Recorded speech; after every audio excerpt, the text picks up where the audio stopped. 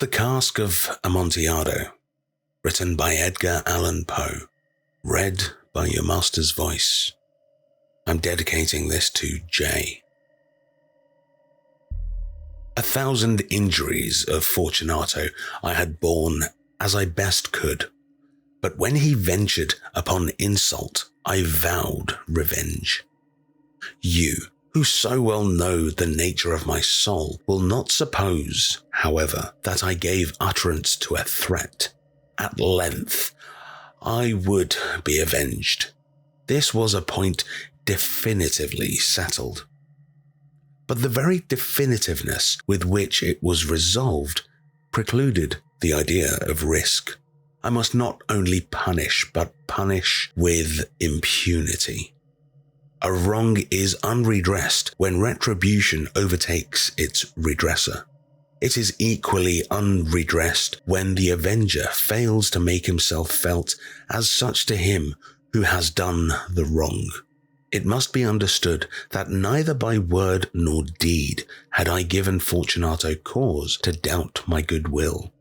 I continued, as was my wont, to smile in his face, and he did not perceive that my smile now was at the thought of his immolation.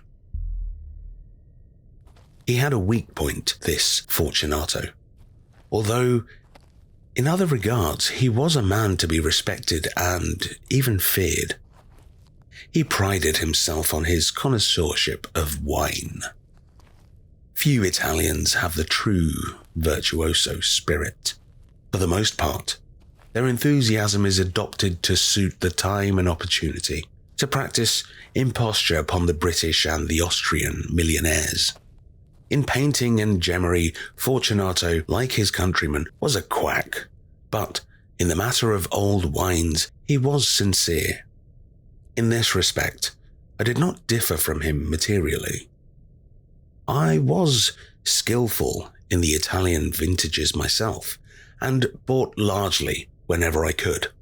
It was about dusk, one evening during the supreme madness of the carnival season, that I encountered my friend. He accosted me with excessive warmth, for he had been drinking much. The man wore motley. He had on a tight-fitting party-striped dress, and his head was surmounted by the conical cap and bells. I was so pleased to see him that I thought I should never have done wringing his hand.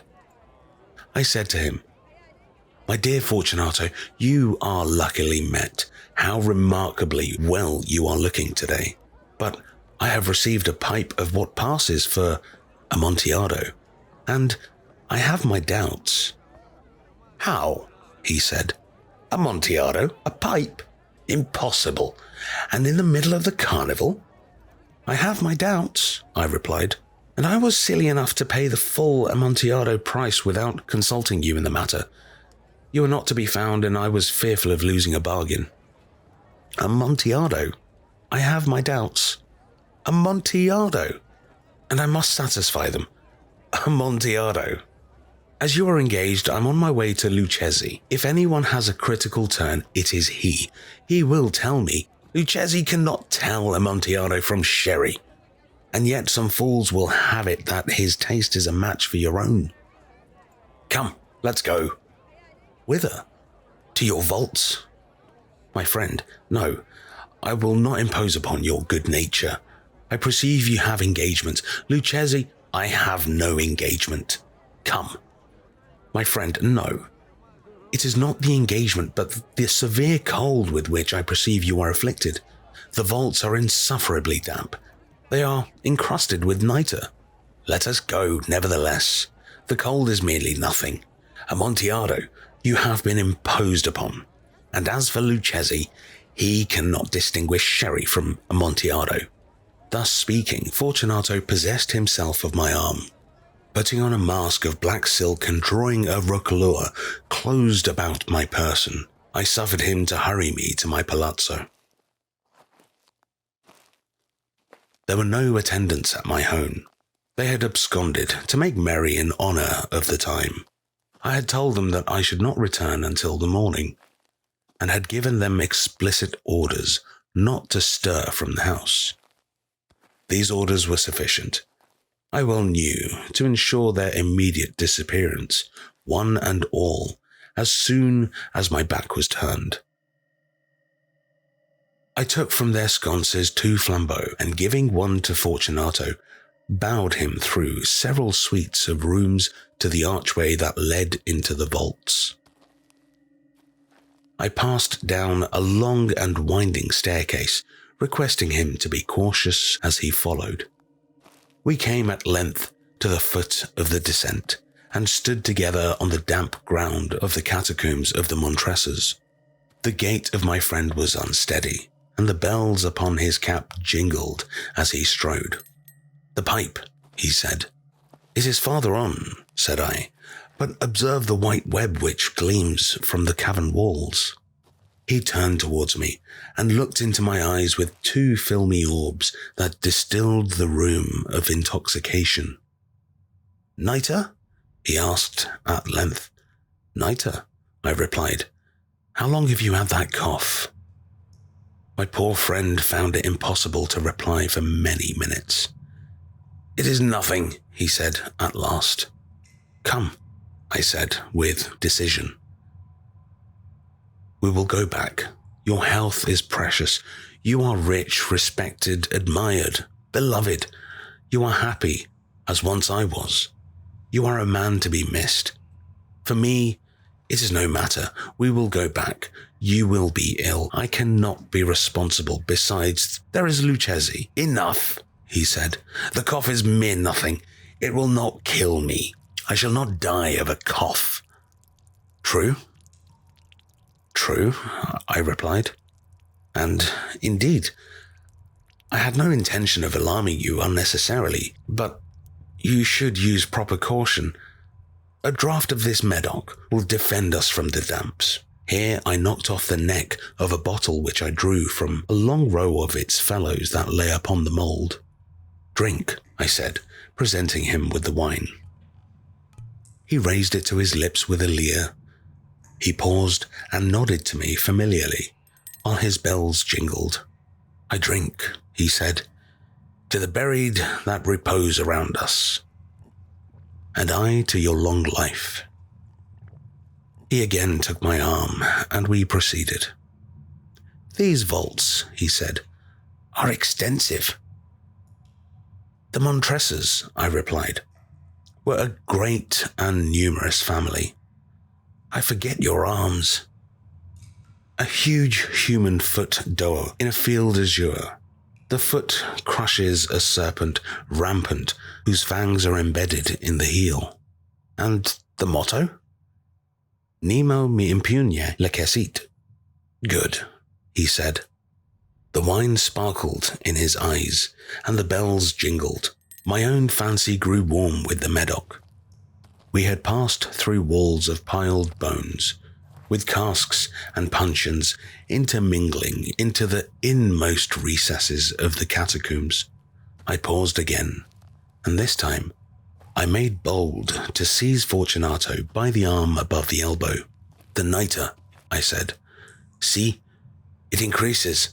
It hangs like moss upon the vaults. We are below the river's bed. The drops of moisture trickle among the bones. Come. We will go back ere it is too late. Your cough." "It is nothing," he said. "Let us go on, but first, another draught of the Medoc." I broke and reached him a falcon of De Grave. He emptied it at breath. His eyes flashed with a fierce light. He laughed and threw the bottle upwards with a gesticulation I did not understand. I looked at him in surprise. He repeated the movement, a grotesque one. "You do not comprehend," he said. "Not I," I replied. "Then you are not of the Brotherhood." "How?" "You are not of the Masons." Yes, I said. Yes. "You? Impossible. A Mason?" "A Mason," I replied. "A sign," he said. "It is this," I answered, producing a trowel from beneath the folds of my roquelaire. "You jest," he exclaimed, recoiling a few paces. "But let us proceed to the Amontillado." "Be it so," I said, replacing the tool beneath the cloak and again offering him my arm. He leaned upon it heavily. We continued our route in search of the Amontillado. We passed through a range of low arches, descended past on and descended again, arriving at a deep crypt in which the foulness of the air caused our flambeau rather to glow than flame. At the most remote end of the crypt, there appeared another less spacious. Its walls had been lined with human remains, piled to the vault overhead. In the fashion of the great catacombs of Paris, 3 sides of this interior crypt were still ornamented in this manner. From the 4th, the bones had been thrown down and lay promiscuously upon the earth, forming at one point a mound of some size. Within the wall thus exposed by the displacing of bones, we perceived a still interior recess, in depths about 4 feet, in width 3, in height 6 or 7. It seemed to have been constructed for no especial use within itself, but formed merely the interval between 2 of the colossal supports of the roof of the catacombs, and was backed by one of their circumscribing walls of solid granite. It was in vain that Fortunato, uplifting his dull torch, endeavored to pry onto the depths of the recess. Its termination, the feeble light did not enable us to see. "Proceed," I said. "Herein is the Amontillado. As for Lucchesi, he is an ignoramus," interrupted my friend, as he stepped unsteadily forward while I followed immediately at his heels. In an instant, he had reached the extremity of the niche, and finding his progress arrested by the rock, stood stupidly bewildered. A moment more, and I had fettered him to the granite. In its surface were 2 iron staples, distant from each other about 2 feet, horizontally. From one of these depended a short chain, from the other a padlock. Throwing the links about his waist, it was but the work of a few seconds to secure it. He was too much astounded to resist. Withdrawing the key, I stepped back from the recess. "Pass your hand," I said, "over the wall. You cannot help feeling the nitre. Indeed, it is very damp. Once more, let me implore you to return. No? Then I will positively leave you. But I must first render you all the little attentions in my power." "The Amontillado?" ejaculated my friend, not yet recovered from his astonishment. "True," I replied, "the Amontillado." As I said these words, I busied myself among the pile of bones of which I have before spoken. Throwing them aside, I soon uncovered a quantity of building stone and mortar. With these materials, and with the aid of my trowel, I began vigorously to wall up the entrance of the niche. I had scarcely laid the first tier of my masonry when I discovered the intoxication of Fortunato had in a great measure worn off. The earliest indication I had of this was a low moaning cry from the depths of the recess. It was not the cry of a drunken man. There was then a long and obstinate silence. I laid the 2nd tier, and the 3rd, and the 4th. And then I heard the furious vibrations of the chain. The noise lasted for several minutes, during which, that I might hearken to it with the more satisfaction, I ceased my labours and sat down upon the bones. When at last the clanking subsided, I resumed the trowel and finished without interruption the 5th, the 6th, and the 7th tier. The wall was now nearly upon a level with my breast. I again paused, and holding the flambeau over the mason work, threw a few feeble rays upon the figure within. A succession of loud and shrill screams bursting suddenly from the throat of the chained form seemed to thrust me violently back. For a brief moment I hesitated. I trembled. Unsheathing my rapier, I began to grope with it about the recess, but the thought of an instant reassured me. I placed my hand upon the solid fabric of the catacombs and felt satisfied. I reapproached the wall. I replied to the yells of him who clamoured. I re-echoed. I aided. I surpassed them in volume and in strength. I did this and the clamourer grew still. It was now midnight, and my task was drawing to a close. I had completed the 8th, the 9th, and the 10th tier. I had finished a portion of the last and the 11th.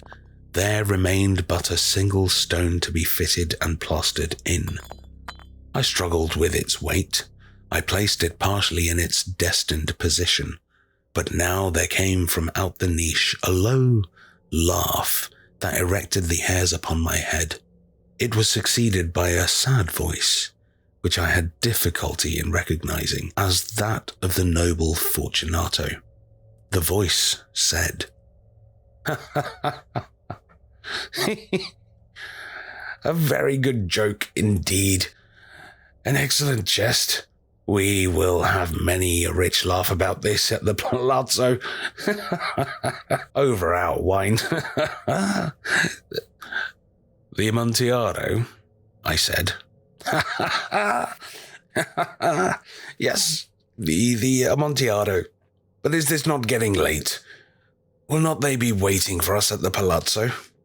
The Lady Fortunato and the rest. Let us be gone." "Yes," I said, "let us be gone." "For the love of God, Montressor." "Yes," I said, "for the love of God." But to these words I hearkened in vain for a reply. I grew impatient. I called aloud, "Fortunato." No answer.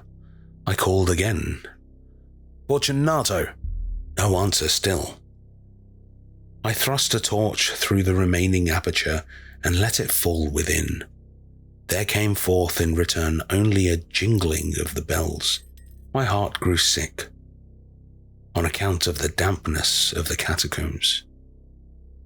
I hastened to make an end of my labor. I forced the last stone into its position. I plastered it up. Against the new masonry, I re-erected the old rampart of bones. For the half of a century, no mortal has disturbed them.